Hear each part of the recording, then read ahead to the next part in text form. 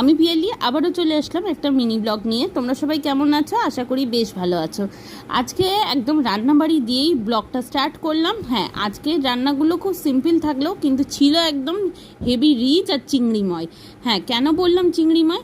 কারণ আজকে হয়েছে ঝিঙের খোসা দিয়ে চিংড়ি মাছ বাটা, আবার হয়েছে তোমার ঝিঙে আলু দিয়ে চিংড়ি মাছের পাতলা তরকারি, চিংড়ি মাছের মাথার বড়া, আর আগের দিনের বাসি কিছু তরকারি।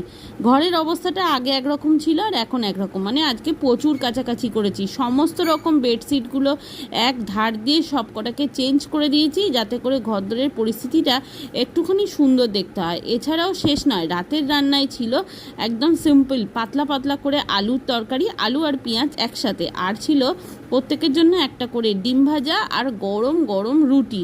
এই রান্না করতেই আমি একদম ঘেমে নিয়ে অস্থির, কারণ কেন জানো, গরমটা কিন্তু মারাত্মক পড়েছে। সো চলো আজকের মতো বাই বাই।